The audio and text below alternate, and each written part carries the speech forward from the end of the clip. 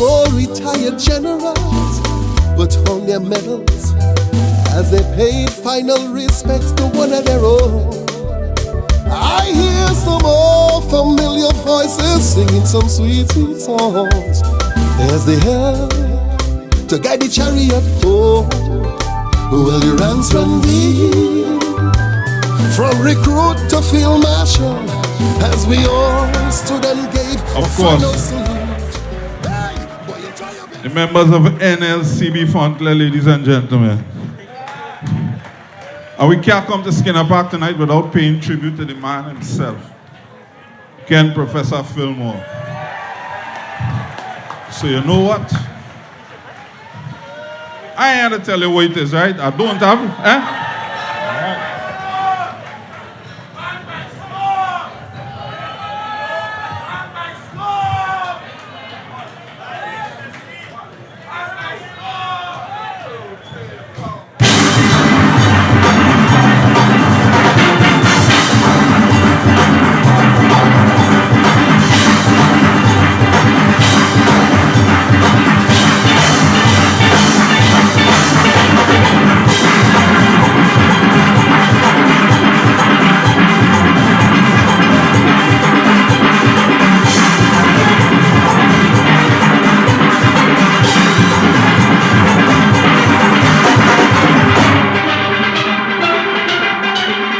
But we go down in history as getting the biggest robbery ever.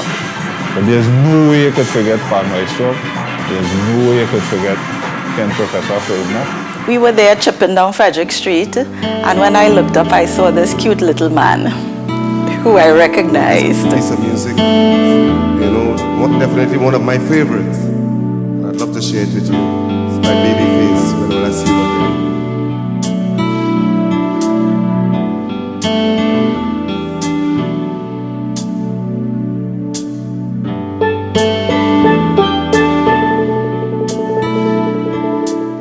Born in 1959, Ken Professor Philmore started playing pan at the age of 4, and by the time of his death was considered among the greatest pan arrangers and most versatile panists in the world.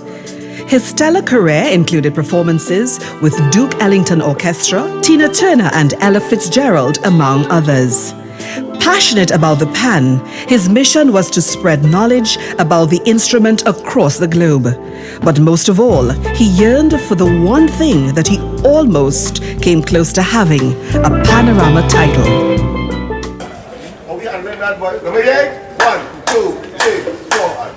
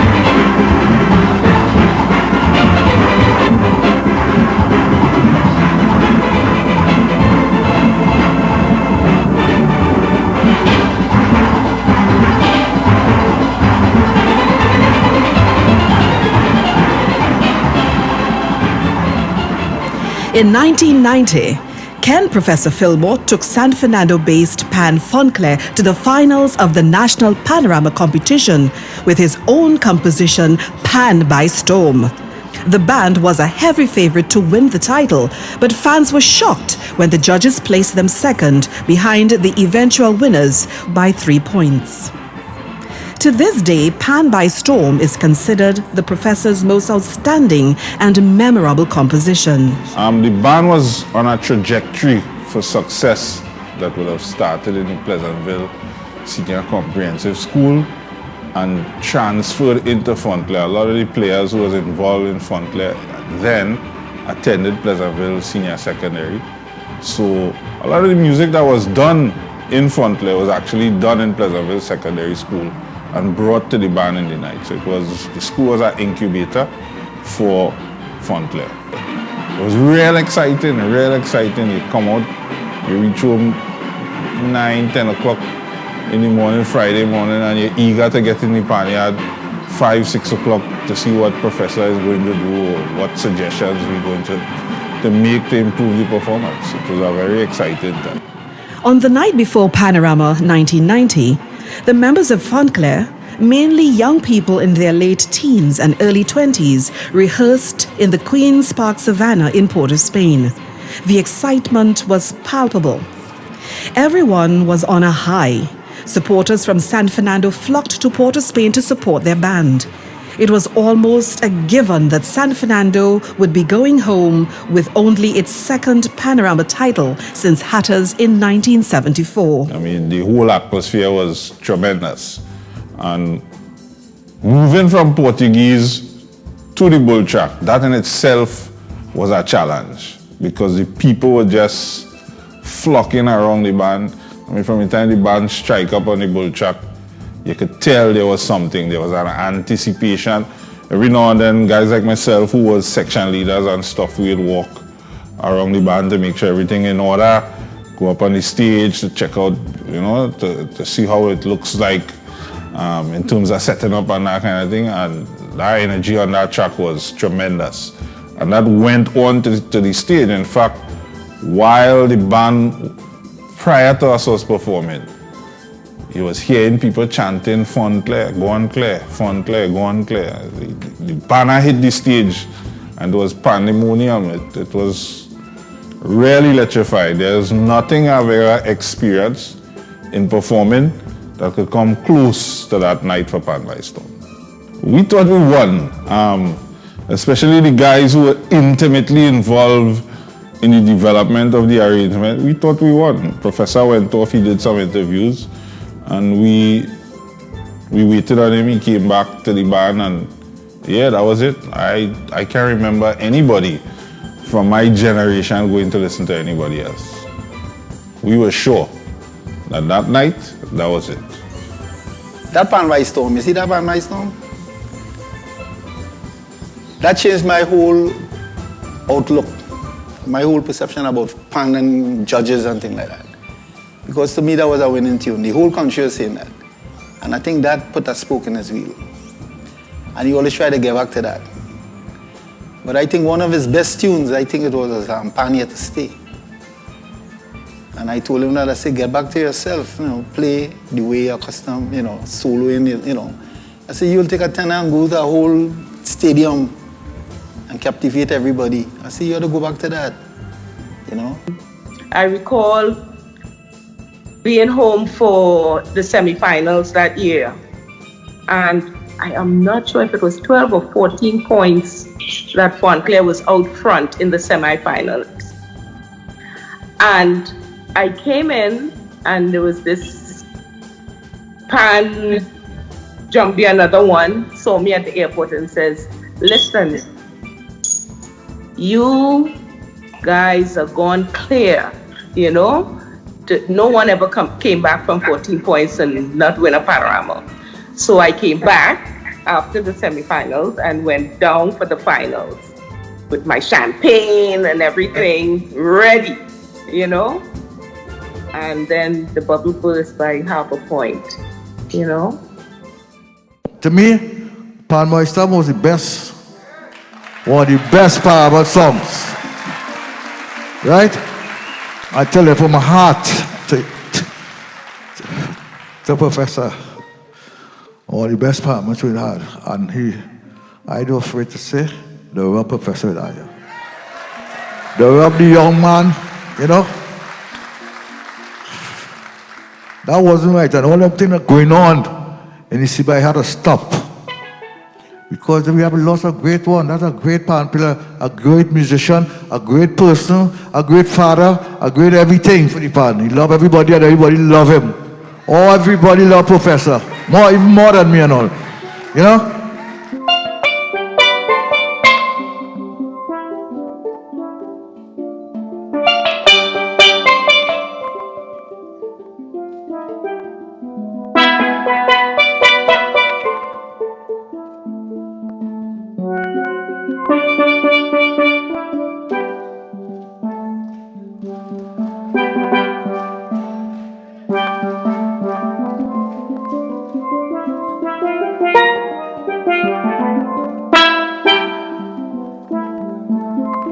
Professor Philmore, the third of 5 children, was introduced to the pan through his cousins Ferdy and Barry Brathwaite.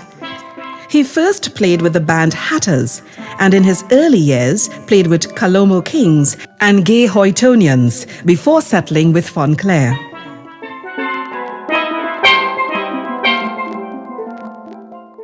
Ken, Professor Philmore, do it!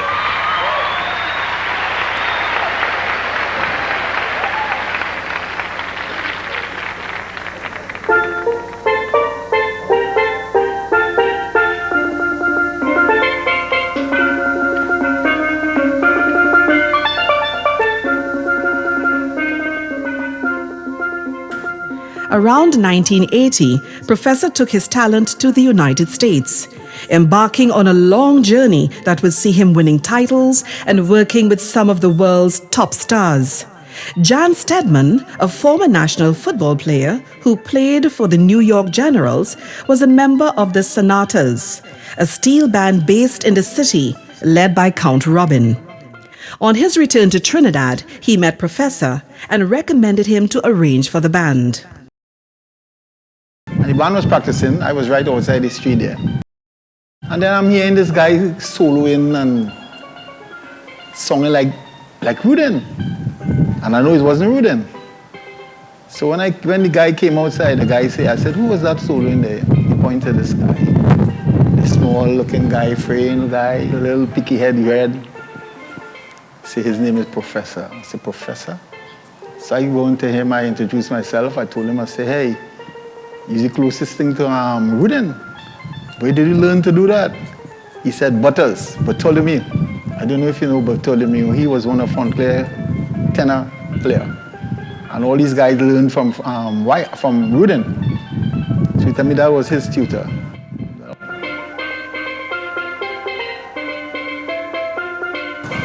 And he used to come by me every day till he became part of the family.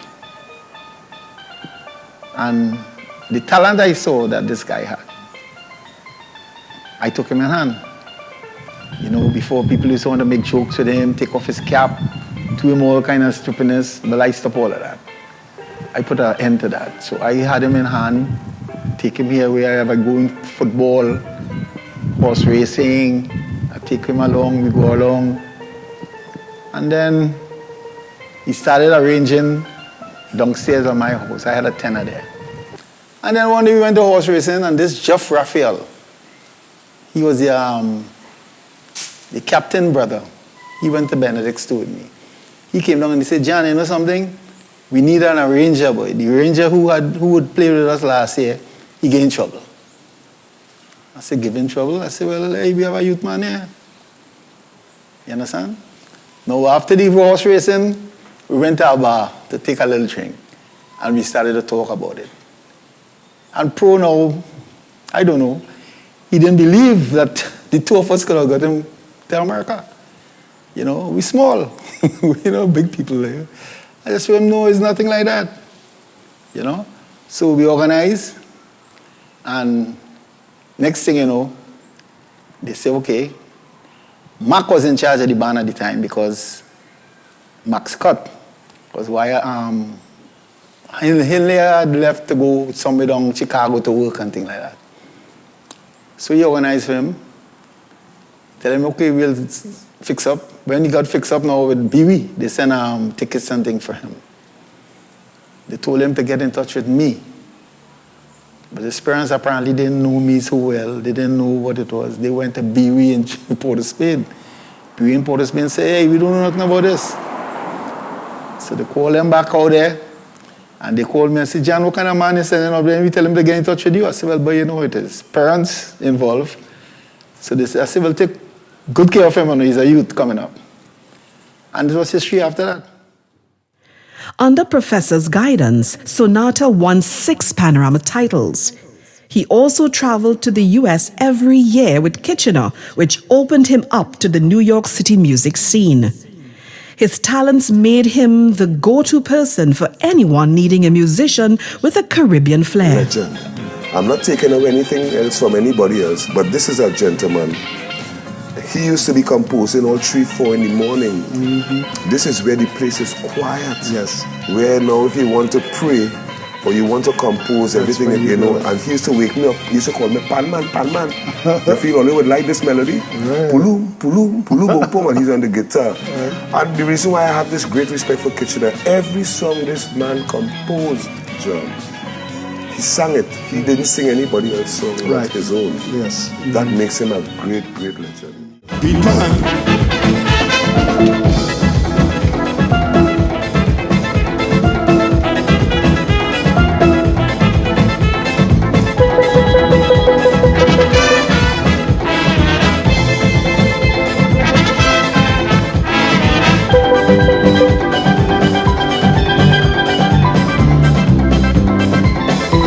Among the artists Professor worked with was Mercer Ellington, owner of the Duke Ellington Orchestra.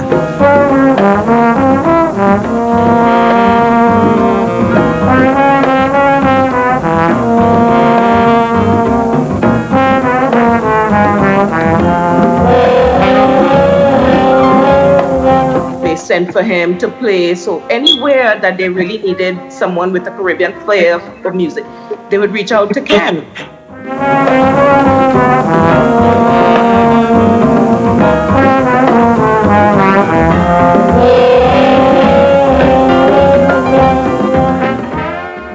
Because I didn't know Ken until I went to teach at Pleasantville Senior Comprehensive. I knew of him, but I didn't know him. And I started in St. Augustine Senior. So I used to travel up every day until an opening came in Pleasantville Senior. And because I was living in Pleasantville. So I came to Pleasantville, and at the time, he was the PAN teacher because Pleasantville had a PAN program. And that's how we met, as basically, because Ken is only about a year older than me. So we were young teachers together, and you know, so amongst the young teachers, we formed that kind of bond because we used to kick ball on Fridays and thing in the student hall.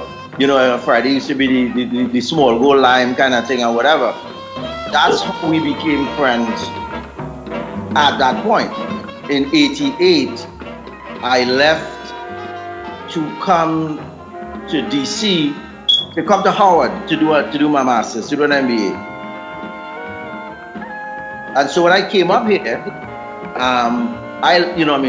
in Trinidad, I used to do events. I used to do parties and things since in Prayers days, right? But when I came up here, I say, you know, nobody know me up here doing that, so I said, leave that alone. I'm done with that, right? Come here, but that time, I don't know nothing about New York. I don't know nothing about Ken in New York or nothing. I get a phone call from him saying, hey, you want to come up to New York for Carnival, for the Carnival up there, for Labor Day? I say, I guess I could come check it out. So I went up and stayed with him and Jenny at the time. Right, that's who he was with at the time. And they had a little daughter, Kendra. We had a place here, we had an apartment here, we had a daughter here, we had a life here, but he wanted to pursue that. And in life, sometimes you have to go after your dream. You know, I mean, I couldn't understand it, but I've seen it happen with other entertainers too, who did leave here or there and pursue their career in music, and that's what Ken wanted to do.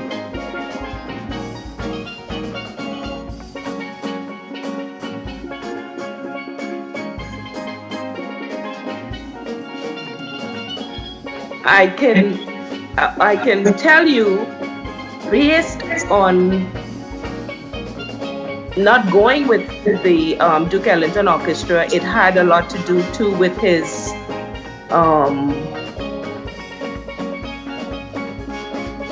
status. Okay, so it's more to that. No, there's more to that.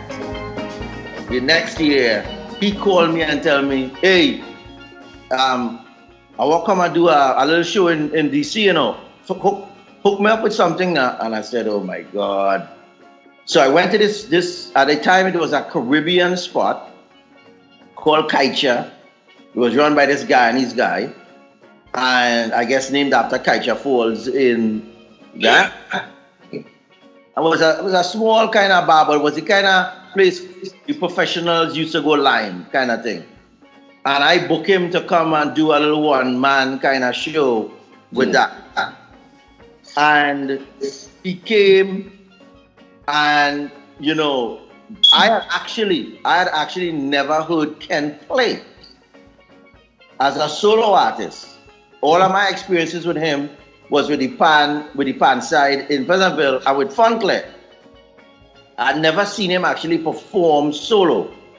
So when he performed, I was mesmerized. I said, oh my God, you know, this is fantastic, you know. Of course, he blew everybody away. That time he still had the glasses and them that kind of African hat that he used to wear. Right.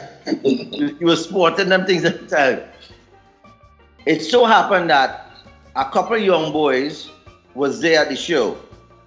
And a week later, I get a phone call. They track me down and say they want to talk to me because they called me in as Ken's agent. They wanted a book professor for a pan jazz festival that they was trying to do, a pan jazz event they was trying to do. Because they were associated with the local pan side here, pan masters. And they wanted to do this show. And they wanted professor on it. And they wanted to do Professor Bugsy, you know, who was Robert and Robbie Greenidge. So I sit down and I listen to them talk. And I realized they had an idea, but they had no idea what they was talking about when it came to event planning.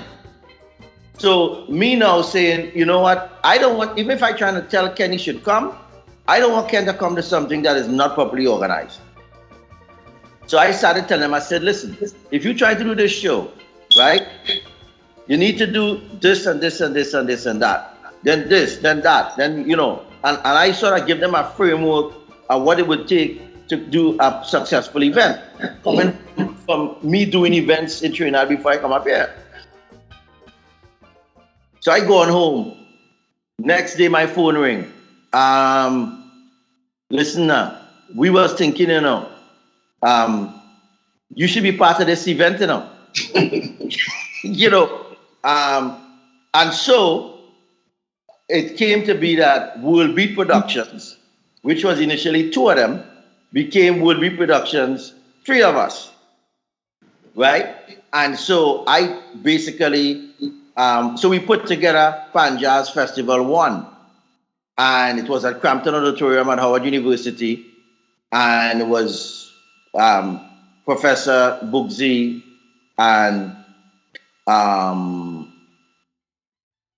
Robert, and it was a huge success. I mean, you know, a lot of people turned out for the show and so on.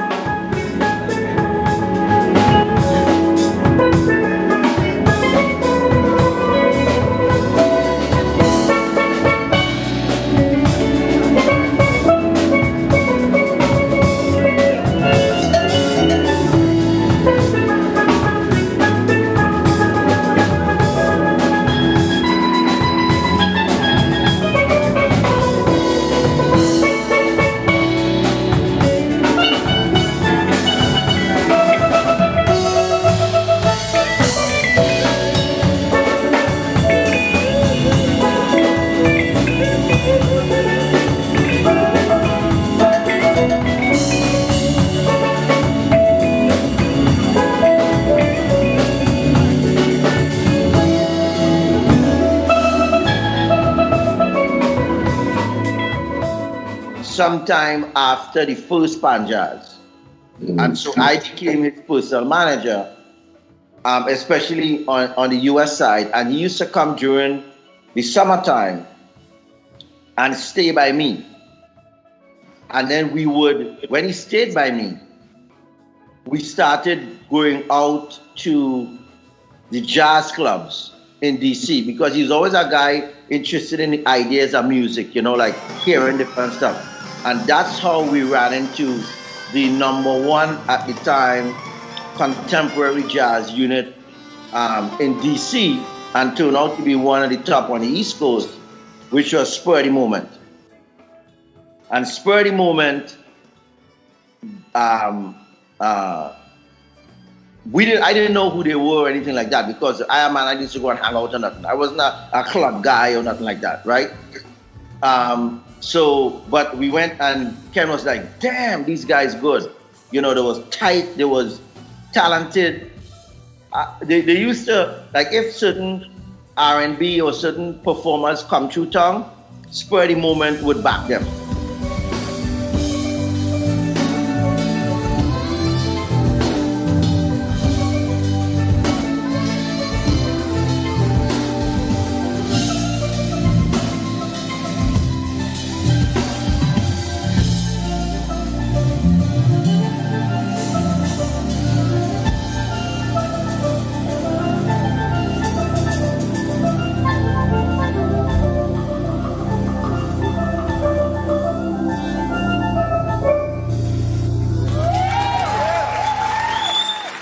And then Michael Jackson. I want to see him play.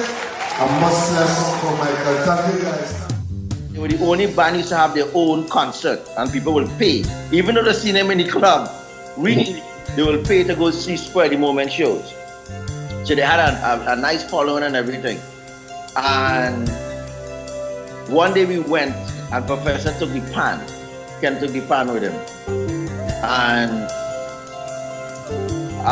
I don't know how the conversation came up, but we got in that conversation, and Wayne Bruce, who is the leader of Spur, he doesn't live too far from me.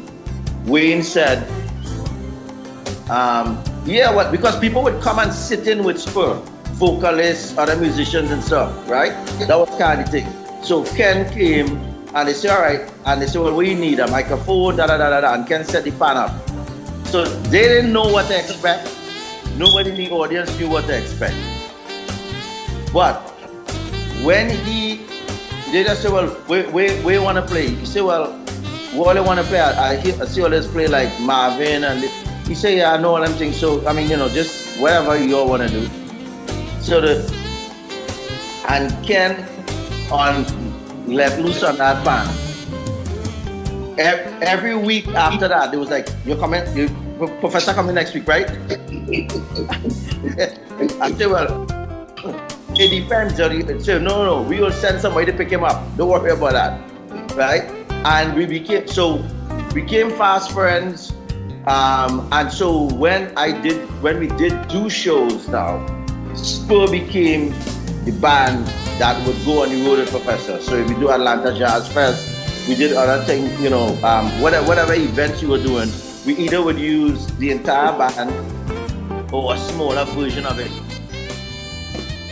As somebody who experienced that myself, at 18 years old, I was offered a big contract on Royal Caribbean from the man himself who came from England into Toronto, saw me perform, and the same day I was supposed to go and get sign that contract is the same morning why I call and say, you know, come back and arrange for the band.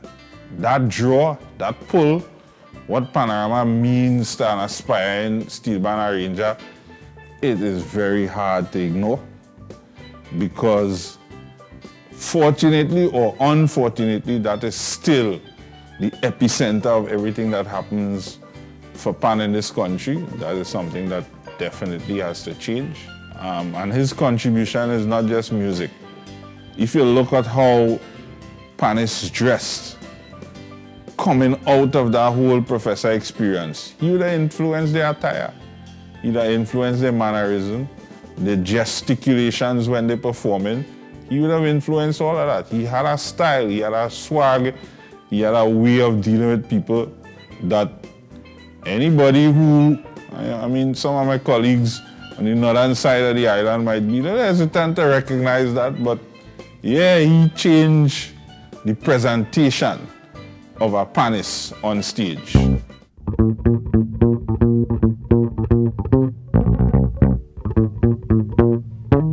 So the rest of the band now, kind of like a buzz went through. So they, Mercer said it was the best and the worst rehearsal he had, because every time Ken started to play, the rest of the band would lose because people looking, they can't believe what it, so they were kind of like, and he had to stop until they get to the point where they were no longer looking at him.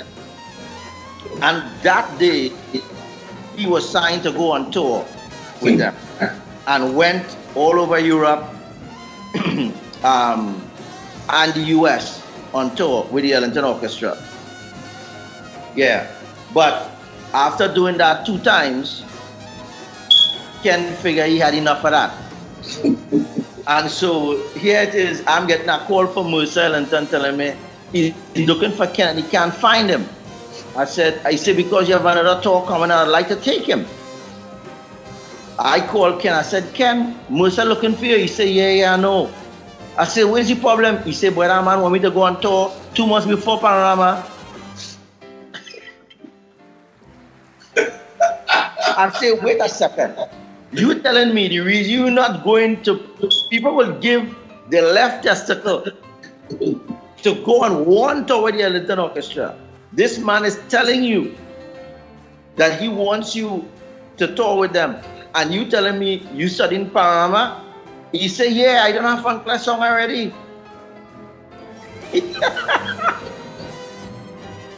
Ken and I had a split. He would express himself, and he said he was going back to Trinidad, and that's it. Either looking to work in the school or do something, and I couldn't do that. I had my school and my job here and our place here, and he was living at his parents, so I chose not to follow.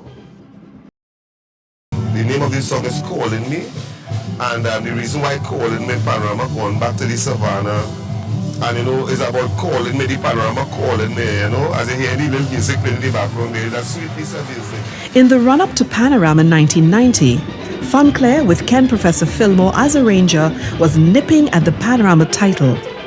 In 1989, the band tied for second place with Lennox Sharp's Fire Down Below.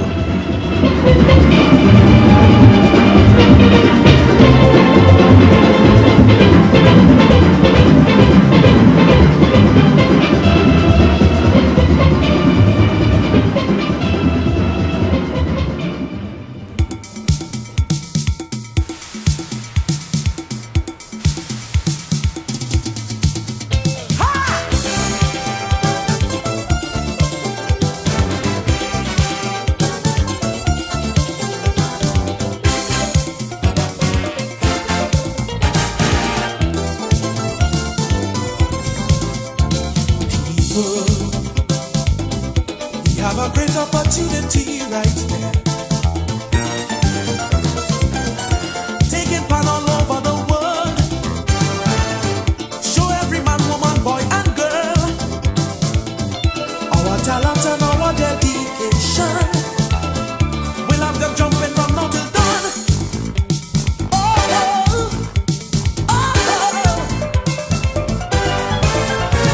By storm, cultural extravaganza. Pan by storm.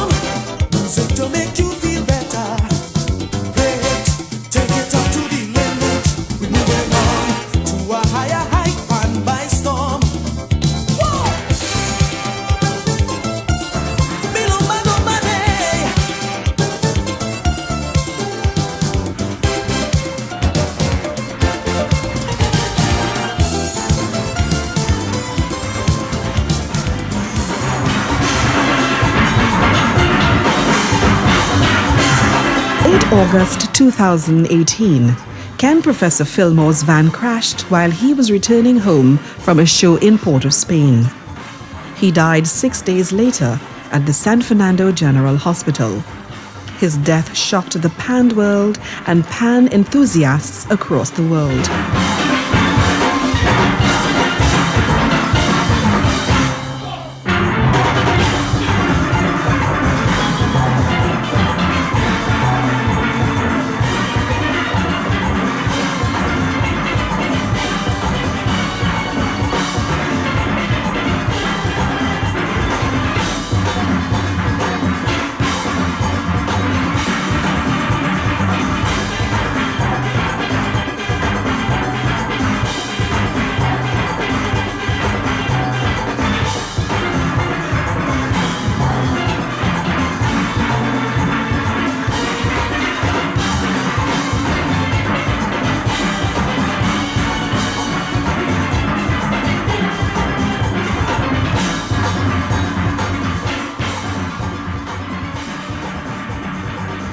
What happened is that he was on the outside lane in the vicinity of Claxton Bay, and he may have fallen asleep because it was around 5 to 8 a.m.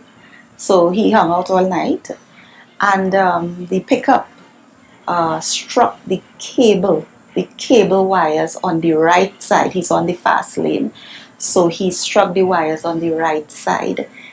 If he was asleep, and we presume that he was, the police and myself, when we looked at it, when he struck the wires, he may have been startled at that time with that impact, and he may have felt as though a vehicle hit him. He pulled to his left.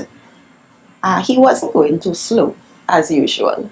He pulled to his left really hard, and that took him straight across the slow lane and straight into the bushes on the left side. And of course, at that time, he lost control and the vehicle flipped a few times and he was ejected from the vehicle. So nobody hit him, but he would have thought so.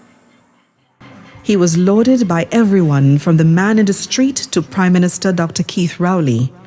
In February 2019, San Fernando Mayor Junior Regrello honored his memory with the naming of a street in the country's second capital.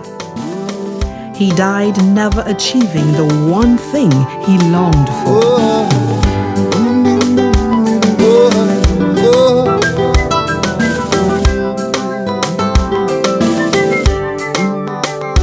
I see some old retired generals put on their medals as they paid final respects to one of their own.